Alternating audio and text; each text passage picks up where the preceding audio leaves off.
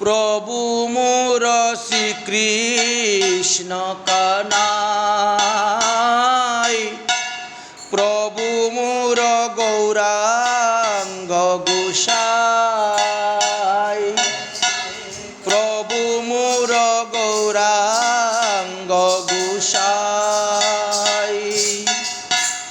এই কৃপা কর যেন তোমার গুণ গাই, এই কৃপা কর যেন তোমার গুণ গাই। প্রভু মোর গৌরাঙ্গ গোসাই,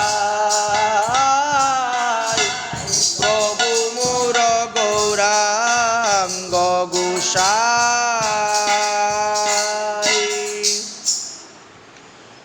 আমরা যারা গৌরীয় বৈষ্ণব, আমাদের প্রভু হলেন গৌরাঙ্গ মহাপ্রভু এবং শ্রীকৃষ্ণ। আমরা যুগপৎ উপাসনা করি, যেমন নবদ্বীপে পঞ্চতত্ত্বের উপাসনা, ঠিক তেমনি বৃন্দাবনে রাধা গোবিন্দের উপাসনা। যার গৌরচরণে যতটা ভক্তি উৎপন্ন হবে, জন্মিবে, তিনি ততটাই রাধা কৃষ্ণের রূপমাধুরী আস্বাদন করতে পারবেন, রাধা গোবিন্দের কুঞ্জ সেবার অধিকার পাবেন। তাই আগে গৌর, তারপরে কৃষ্ণ। দীক্ষাকালে ভক্ত করে আত্মসমর্পণ, অতএব কৃষ্ণ তাকে করেন আত্মসমর্পণ। অনেকেই আছে গৌরীয় বলে, কিন্তু তারা এখনো গৌরের বীজ, গৌরের গায়ত্রী পায় নাই। পঞ্চতত্ত্বের বীজ, পঞ্চতত্ত্বের গায়ত্রী মন্ত্র পায় নাই, অত বলছে আমরা গৌরীয় বৈষ্ণব। এগুলো পাবে তবে তো গৌরীয় হবে। গৌরীয় বৈষ্ণব আচার্যগণ যে সমস্ত বৈষ্ণব পদাবলী কীর্তন রচনা করে গিয়েছেন, ওই সমস্ত কীর্তন যদি আপনি আস্বাদন করেন, আপনার হৃদয়ের অন্ধকার দূর হয়ে যাবে, অজ্ঞানরূপী অন্ধকার। তাদের এই পদাবলী শুনলে পরে আপনার জ্ঞানের উদয় হয়ে যাবে। একটা কথা আছে, বলছে যার হবে না গানে জ্ঞান, তার হয় না 18 পুরাণে জ্ঞান। গানের মধ্যেই অনেক তত্ত্ব কথা আছে। পদকর্তা কি বলছেন? প্রভু মোর গৌরাঙ্গ গোসাই। শ্রী চৈতন্য চরিতামৃতে দেখলাম লেখা কি আছে, এক মহাপ্রভু আর প্রভু দুইজন, দুই প্রভু সেবিলেন মহাপ্রভুর চরণ। এছাড়া আর কোনো তৃতীয় প্রভু নয়। জীব যতই সাধন করুক, ভজন করুক, সে কখনো প্রভু হইতে পারে না, ভগবান হইতে পারবে না। সে মহাত্মা হইতে পারে, মহামানব হইতে পারে, মহাসাধক হইতে পারে, মহাসিদ্ধ পুরুষ হইতে পারে, সে মহাত্মা হইতে পারবে, কিন্তু পরমাত্মা হইতে পারবে না। হ্যাঁ, তাহলে আমরা হলাম ভগবানের দাস। হ্যাঁ, প্রভু হলেন ভগবান, আমরা হলাম দাসানুদাসের দাস। তাহলে প্রভু মোর গৌরাঙ্গ গোসাই। ভগবান যখন কৃপা করবেন, তখনই তো ভগবানকে চিনতে পারবেন, ভগবানের গুণগানটা গাইতে পারবেন। তাই পদকর্তা বলছেন, এই কৃপা কর যেন তোমার গুণ গাই। তুমি আমাকে কৃপা করো, আমি যেন তোমার গুণ গাইতে পারি। সে এই জন্মেও পরজন্মেও, জন্মে জন্মে যেন আমি তোমার নাম গুণগান করতে পারি, তোমার সাধুসঙ্গ করতে পারি, তোমার ভক্ত সঙ্গ করতে পারি, তোমার প্রসাদ গ্রহণ করতে পারি, তোমার লীলা স্মরণ করতে পারি। এই কৃপা আমাকে করো। মুক্তি সাধুরা চায় না, কারণ মুক্তি এটা এক ধরনের আত্মহত্যা। মুক্তি নিয়ে কি হবে? ভগবানের সেবা করে যাব, নাম করে যাব, এটাই তো। আসল। তাই বলছেন এই কৃপা করো যেন আমি তোমার গুণগান গাইতে পারি। আপনারা চিত্রকেতুর নাম শুনেছেন? ইনি রাজা চিত্রকেতু। এক চিত্রকেতু তো আছেন, সে জমালয়ে যম মহারাজের কাছে থাকেন, উনি হিসাব নিকাশ লেখাপড়া করেন, চিত্রগুপ্ত। হ্যাঁ, আর ইনি হলেন চিত্রকেতু। এই চিত্রকেতু রাজার দৃষ্টান্তের কথা ভাগবতে দেওয়া আছে। তো তিনি সাধন ভোজন করে গন্ধর্ব দেহ প্রাপ্ত হয়েছিলেন। গন্ধর্ব দেহ প্রাপ্ত হয়ে তিনি পুষ্প বিমানের মধ্যে বসে বিভিন্ন স্থানে গমনাগমন করতেন। কখনো স্বর্গে, কখনো মৃত্যে, কখনো কৈলাসে, কখনো বায়ুপুরী, কখনো ইন্দ্রপুরী, কখনো বরুণালয়, হ্যাঁ, বিভিন্ন স্থানে গমনাগমন করতেন। তো একদিন তিনি আকাশমার্গে দিয়ে যাচ্ছেন কৈলাসের উপর দিয়ে। তো হঠাৎ করে দেখতে পাচ্ছেন মহাদেব হরিকথা পরিবেশন করতেছেন। সব মুনিগণ ঋষিগণ সবাই বসে শ্রবণ করতেছে। এমন তো অবস্থায় হঠাৎ পার্বতী দেবী এসে মহাদেবের কুলে বসে গেছে। এখন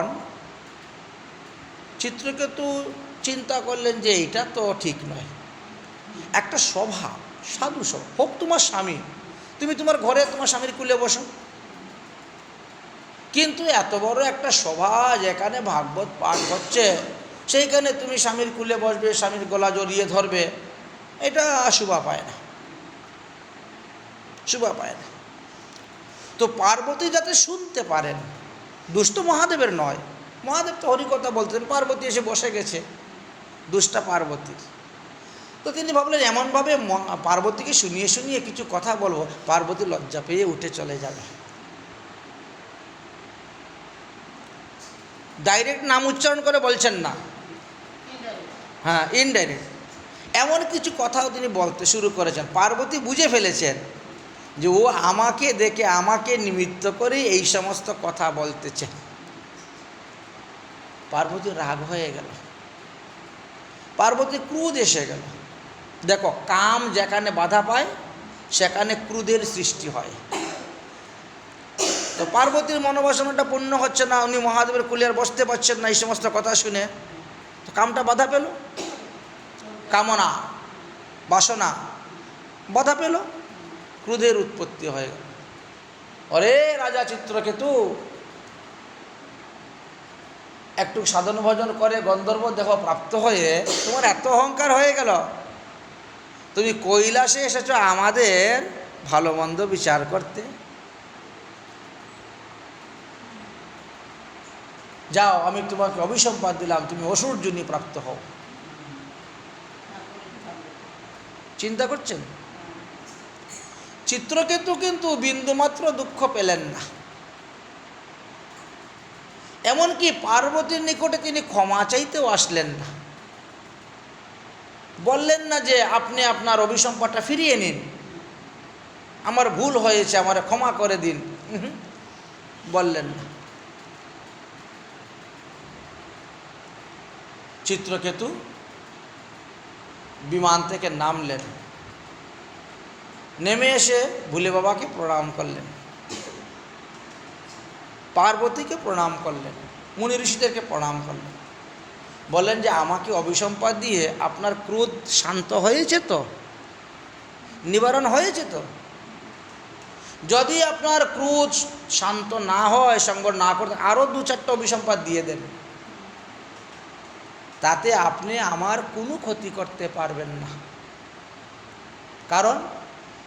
কারণ এখন আমি গন্ধর্ব দেহে ভগবানের উপাসনা করতেছি, আগে আমি রাজা চিত্রকেতু রূপে ভগবানের উপাসনা করেছি, আর এখন আপনার অভিশাপে আমি অসুর কুলে গিয়েও ভগবানের উপাসনাই করব।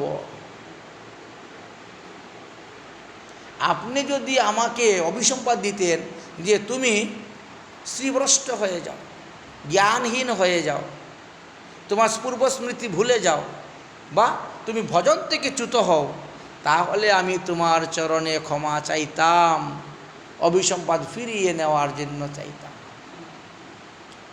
আপনি এই অভিসম্পাদ দিয়ে আমার একটুকু ক্ষতি করতে পারেন নাই। দেখেন, অতীতে আমি চিত্রকেতু রাজা রূপে ছিলাম, ভজন করেছি ভগবানের। বর্তমানে আমি গন্ধর্ব রূপে আছি, ভগবানের ভজন করতেছি। আপনার অভিশাপে ভবিষ্যতে আমি অসুর জনিতে যাব, তখনও ভগবানেরই ভজন করব। তাই দেখেন এখানে বলছেন, এই কৃপা করো যেন তোমার গুণ গাই। হে ভগবান, আমি যেন যুগে যুগে তোমার গুণ গাই। আমার হোক না জনম যে সে কুলে, যে সে দেহ পায়। হোক না জনম যে সে কুলে, যে সে দেহ পায়। তোমার ভক্তের সঙ্গে ফিরি, তোমার গুণ গাই। হোক না জনম যে সে কুলে, যে সে দেহ পায়। তোমার ভক্তের সঙ্গে যেন তোমার গুণ গাই। আমার হোক না জনম যে সে কুলে, হোক না জনম যেন ওই চরণে মতি থাকে। হোক না জনম যে সে কুলে, ওই চরণে মতি থাকে। হোক না জনম আমার, হোক না জনম অসুর কুলে। হোক না জনম যেন ওই চরণে মতি থাকে। হোক না জনম অসুর কুলে।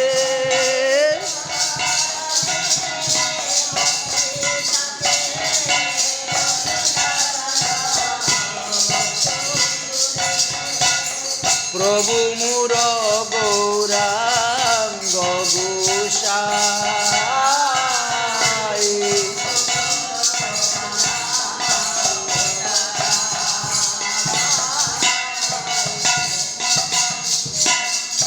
তাই আমরা আমাদের কর্ম অনুসারে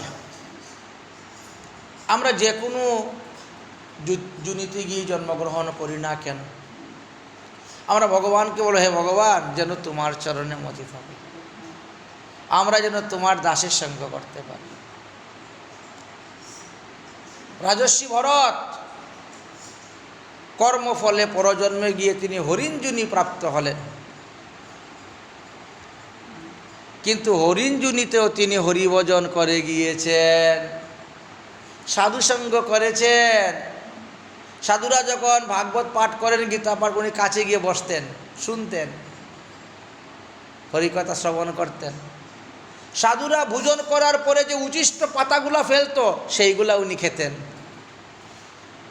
তাহলে হরিণ জন্য তো ভজন করা গিয়েছে।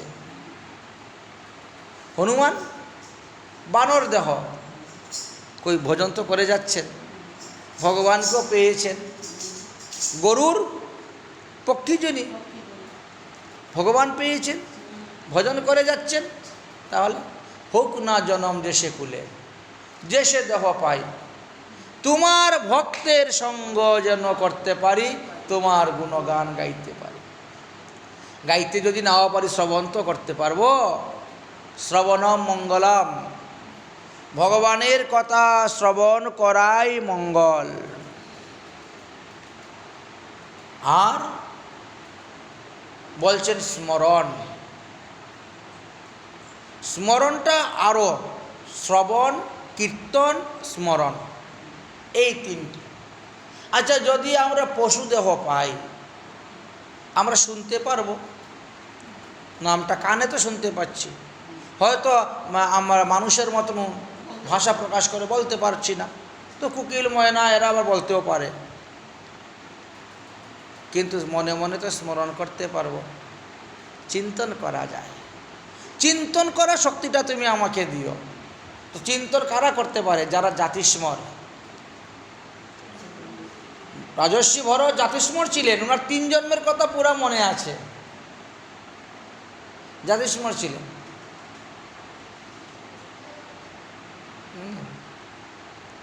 মার্কেন্ডীয় ঋষি 99টি জন্মের কথা মনে ছিল, 99টি জন্মের কথা বলছেন যে 99টি জন্মের মধ্যে আমি কোনো পাপ করি নাই, তাহলে আমার এত বড় শাস্তি কেন হলো?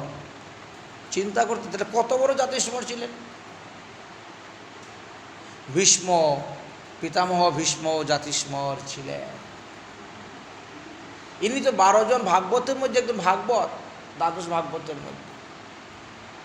তাহলে এই কৃপা করো যেন আমি তোমারকে স্মরণও করতে পারি, মানে জাতিস্মর। আমরা যখন মাতৃগর্ভে ছিলাম তখন আমরা সবাই জাতিস্মর হয়েছিলাম।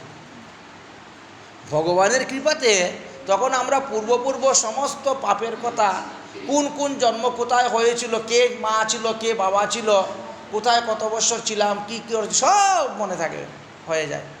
তখনই তো এই পাপের কথা চিন্তা করে আমরা তখন প্রভুকে ডাকি, কান্না করি। তখনই প্রভু এসে মাতৃগর্ভেই আমাদেরকে দর্শন দেন 7 মাস বয়সে। 7 মাস থেকে 10 মাস, এই 3 মাস ভগবানকে আমরা দর্শন পাই মাতৃগর্ভে, তার সঙ্গে কথাবার্তা বলি, সব কিছু। কিন্তু যেই ভূমিষ্ঠ হলাম সব ভুলে গেলাম। তাই চিরদিনের আশা প্রভু আছে হে হিয়ায়, চিরদিনের আশা প্রভু আছে হে হিয়ায়, তোমার নির্গুণ লীলা পুরাবে আমায়, তোমার নির্গুণ লীলা পুরাবে আমায়।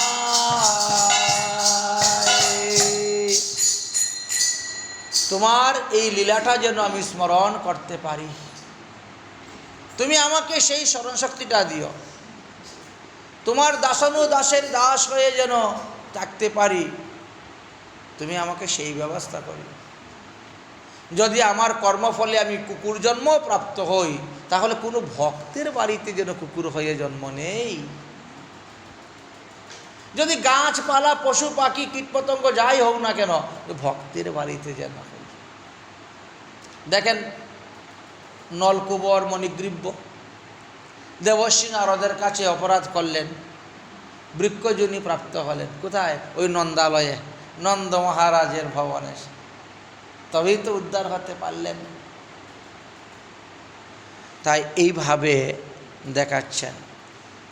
আর আমরা ভগবান তোমার চরণে প্রার্থনা করি, তোমার নামেতে যেন আমাদের রুচি থাকে,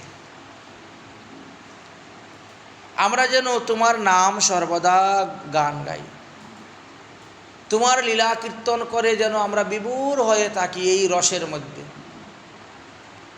এই যে গোবিন্দের লীলা কথা, এটা অপ্রাকৃত রস। গোবিন্দকে রসের দ্বারাই ভজন করতে হয়, রস বৈশ।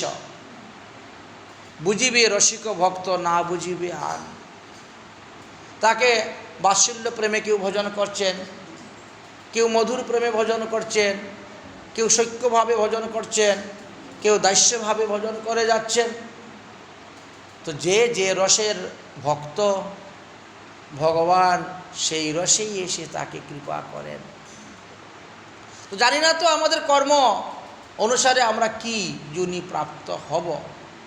তাই ভগবানকে বলতেছি, অরে তোমার নামে সদা রুচি হোক মোর, তোমার নামে সদা রুচি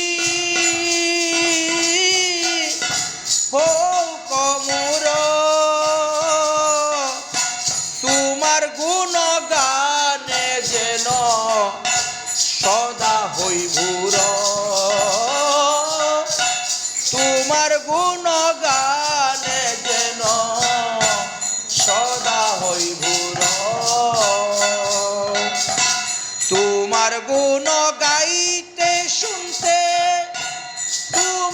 ভক্ত সঙ্গে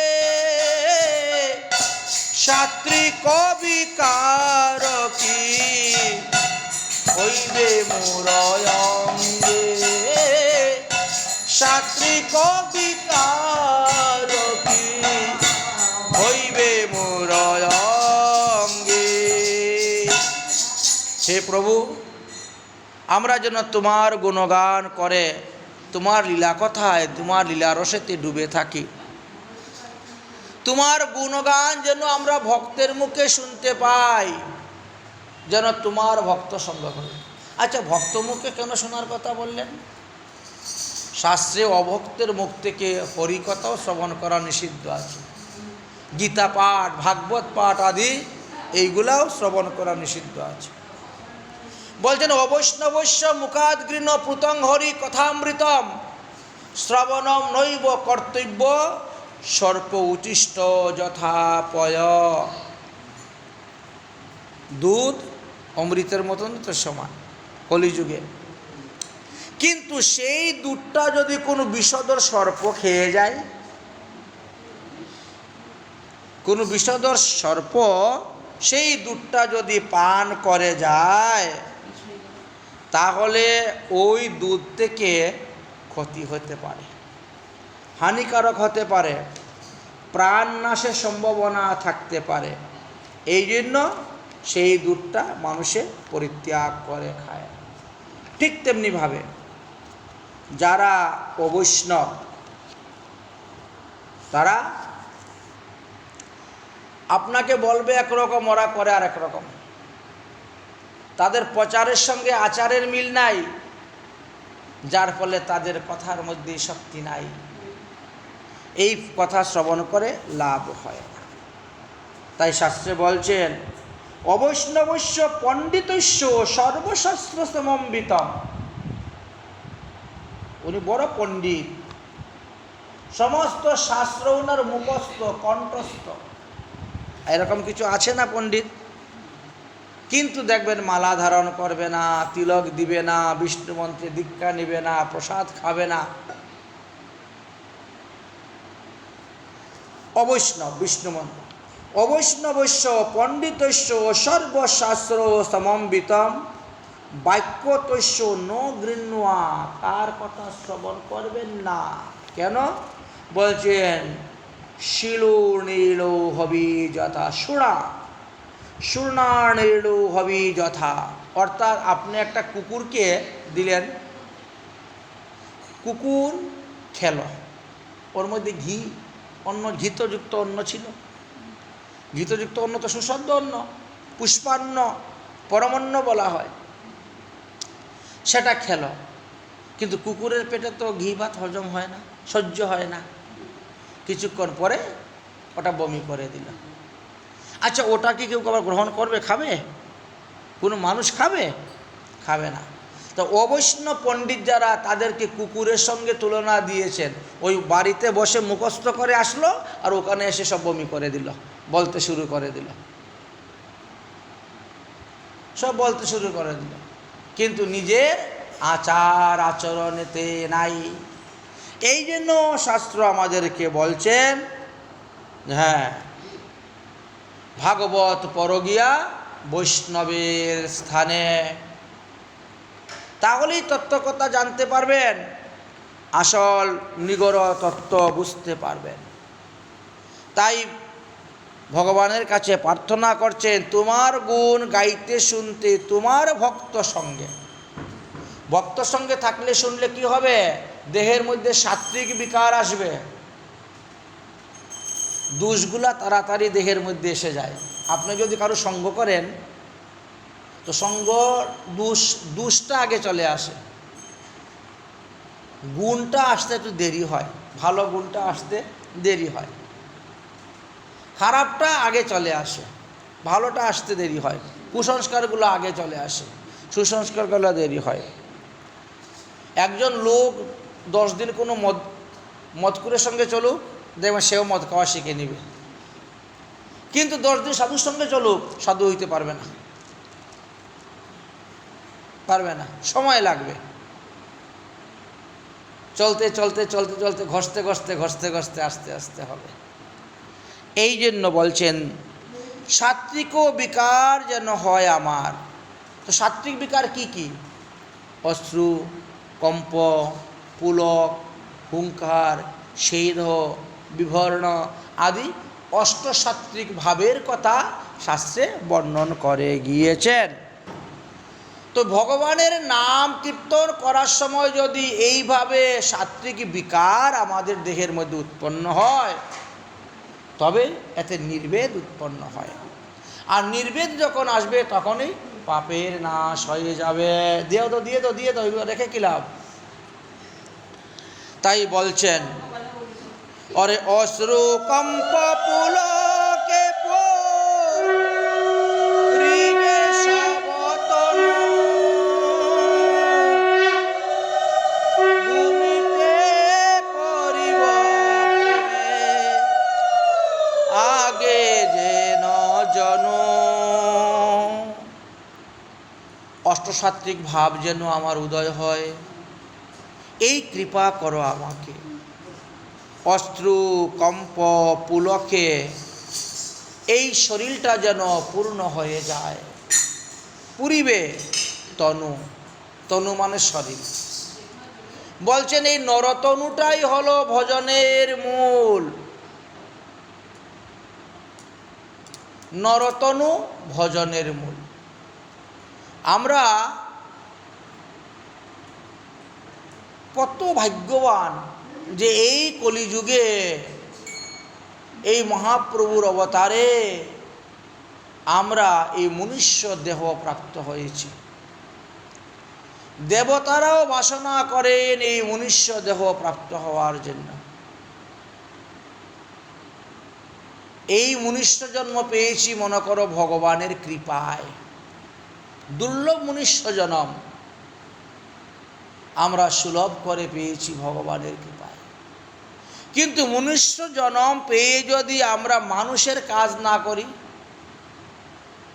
আমরা সবাই ভূতের কাজ করে যাচ্ছি, ভূতের বেগার খেটে যাচ্ছি। এই মনুষ্য জন্ম হেলায় আমরা নষ্ট করে দিচ্ছি, হারাচ্ছি সময়টা। পরে আমাদেরকে পস্তাতে হবে, কারণ বারবার তো মনুষ্য জন্ম হয় না। ভাগবত বললেন 84 লক্ষ যোনি ভ্রমণ করার পর মানুষ একবার মনুষ্য জন্ম পায়। অতএব এইটাই হলো ভজনের দেহ, নরতনু ভজনের মূল। এই দেহ দিয়ে ভজন করে আপনি নিত্যবস্তু ভগবানকে লাভ করতে পারবেন। পশু পাখি দেখে ভগবান ভজন করে ভগবান পাদপদ্ম লাভ করা খুবই বিরল। কারণ পৃথিবীতে লক্ষ লক্ষ প্রজাতি আছে, পশুদের মধ্যেও, হ্যাঁ, পাখিদের মধ্যেও কোটি কোটি পশু পাখিরা আছে। তো কোটি কোটি পশুর মধ্যে একজন মাত্র ভগবান পেয়েছে, হনুমান। কোটি কোটি পক্ষীগণের মধ্যে একজন মাত্র ভগবান পেয়েছেন, গরুর। সুতরাং যে অন্য জনিতে গিয়ে যে আমরা সাধন ভজন করে ভগবান পদপদ্ম লাভ করব, এটা তো বড় বিরল। তাই বললেন এই জন্মে অনিত্য দেহ দিয়ে নিত্য বস্তু ভগবানকে লাভ করার চেষ্টা করো। এখনো সময় আছে, সময় আছে। শাস্ত্রে বলছেন আসন্ন মৃত্যুর সময়ে যদি অজামিল ভগবানের নাম উচ্চারণ করে তার সমস্ত পাপের প্রায়শ্চিত্ত হয়ে উদ্ধার হলো। তো তোমাদের তো এখনো সময় আছে।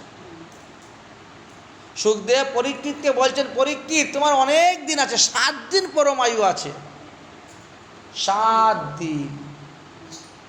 তুমি জানো রামচন্দ্রের পূর্বপুরুষ একজনের নাম ছিল খট্টাঙ্গ।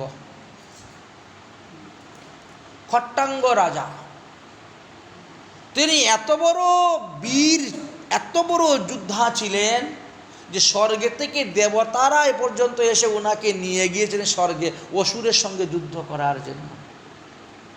মহারাজ আপনি আসুন, এসে আমাদের স্বর্গরাজ্যটা রক্ষা করুন, হ্যাঁ আমরা অসুরের উৎপাতে পারছি না। ইনি সেখানে গিয়ে যুদ্ধ করে অসুরগণকে নিধন করে দেবতাদেরকে স্বর্গরাজ্য ফিরিয়ে দিয়েছেন। সশরীরে স্বর্গে যাওয়া যায়, দেবতারা এসে আহ্বান করে নিয়ে গেছেন। চিন্তা করতে পারছেন? রাজা নহুষ সশরীরে স্বর্গে গিয়েছেন, যুদ্ধ করেছেন। তারপরে রাজা মুচুকুন্দ স্বর্গে গিয়েছেন, সশরীরে যুদ্ধ করেছেন, গিয়ে অসুরদেরকে বিতাড়িত করে স্বর্গরাজ্য রক্ষা করে দেবতাদের তোমরা ঘুমাও শান্তিতে, আমি পাহারা দিচ্ছি। চিন্তা করতে পারছেন? দেবতারা যখন দেখলেন আর কোনো অসুরের ভয় নাই, উৎপাত নাই, তখন খট্টাঙ্গ রাজাকে বললেন, মহারাজ এবার আপনি পৃথিবীতে যান, আপনি আপনার রাজ্য পরিচালনা করুন, আমাদের আর কোনো অসুবিধা নেই, আর অসুরেরা আসবে না, উৎপাত করবে না, আপনি এবার বিশ্রাম নিন। আপনি আমাদের বিরাট উপকার করেছেন, ওদের আপনি আমাদের কাছে বর চান। দেখেন, আমরা অমরবর দিতে পারবো না, অমরবর ছাড়া আপনি যে কোনো বর চাইবেন আমরা তাই আপনাকে দিতে পারবো। তো বলছেন ঠিক আছে, বর চাইব, বর চাইয়া কি করব?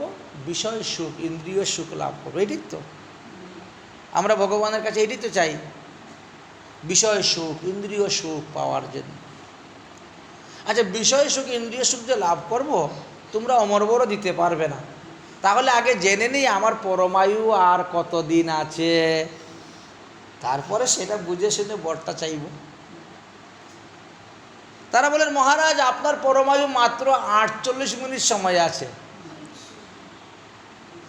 48 মিনিট পরেই আপনার মৃত্যু, অতএব যা বর চাইবার চেয়ে নেন, দরকার নেই, তাড়াতাড়ি আমাকে বাড়িতে পাঠাও, এক্ষুনি বাড়িতে পাঠাও। বিমানের মধ্যে বসিয়েই সঙ্গে সঙ্গে নিয়ে আসলে স্বর্গের থেকে, বলে এই নেন আপনার বাড়িতে, যাও, আমার বর দিতে হবে না। এই ছেলে, মেয়ে এদিকে আসো, স্ত্রী এদিকে আসো, এই নাও সমস্ত বিষয় সম্পত্তি আমি দিয়ে দিলাম, অমুক অমুক দেশের রাজা, অমুক অমুক জায়গার রাজা, অমুক এই বাস সব কিছু দিয়ে দিলাম, বাস আমি চললাম। একটা কুশাসন বগলের মধ্যে নিয়ে নদীর তীরে গিয়ে বসে গেলেন। 48 মিনিটের মধ্যে বিষয় ত্যাগ, স্ত্রী পুত্র আত্মীয় স্বজনের মমতা ভালোবাসা ত্যাগ, ভগবান এতে গাঢ় অনুরাগ জন্মিয়ে ভজন করলেন, 48 মিনিটের মধ্যে উদ্ধার হয়ে গেলেন। দেখেছেন নরতনু ভজনের কত মূল্যবান যে বস্তু, এই মনুষ্য দেহটা। আর আমরা এই মনুষ্য দেহ পেয়ে আমরা পশুর মতন কাটাইয়ে যাচ্ছি।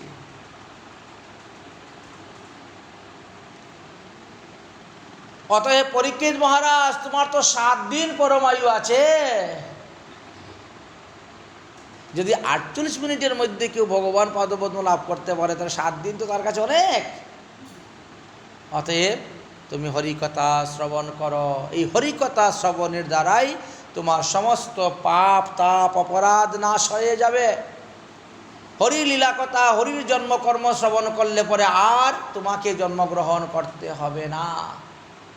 এই যে ভাগবত কথামৃত, এই কথামৃত যারা পান করবে তারা অমর হয়ে যায়। সমুদ্র মন্থনের যে অমৃত, সেই অমৃত পান করে দেবতারা ব্রহ্মার 1 দিন পর্যন্ত অমর হয়েছেন। কিন্তু তুমি যে ভাগবত কথামৃত পান করবে, এতে ব্রহ্মার পতন হলেও তোমার পতন হবে না। তাহলে চিন্তা করে দেখেন, আমাদেরও পরমায়ু 7 দিনই, কারণ দিন তো 7টাই, রবি সোম মঙ্গল বুধ বৃহস্পতি শুক্র শনি, শেষ, আবার রবি চলে আসছে, 7 দিবস। এই 7 দিনের মধ্যেই তো মারা যাব। পরীক্ষিত মহারাজও 7 দিনের মধ্যেই মারা গেলেন, আমরাও 7 দিনের মধ্যেই মরব। তাই যারা চিন্তা করে যে মৃত্যুদেব আমার মাথার কেশ ধরে টানতেছে, মৃত্যুদেব আমার মাথায় বসে আছে, কখন যে চলে যাব নিঃশ্বাসের বিশ্বাস নাই, সেই হরিভজন করতে পারে। আর যে মনে করে আমি অমর, আমি মরব না, বাড়ি বানাবো, গাড়ি বানাবো, ঘর বানাবো, এই বানাবো, সেই বানাবো, তারপরে মেয়ে বিয়ে দিব, ছেলে বিয়ে দিব, বৃন্দাবনে যাব, দীক্ষা নিব, গোপাল নিয়ে আসবো, পূজা করব, ভজন করব, তাহলে আর কিচ্ছু হলো না, তার দ্বারা হবে না। তাই যে করো সে করো প্রভু একমাত্র গতি, যে করো সে করো প্রভু একমাত্র গতি, কহে হে বৈষ্ণব দাস তোমায় রঘুমতি, কহ হে বৈষ্ণব দাস তোমায় রঘুমতি, যেন ওই চরণে মতি থাকে, ওই চরণে মতি। আরে এই জন্মে নয়, জন্মে জন্মে এই চরণে মতি থাকে, এই চরণ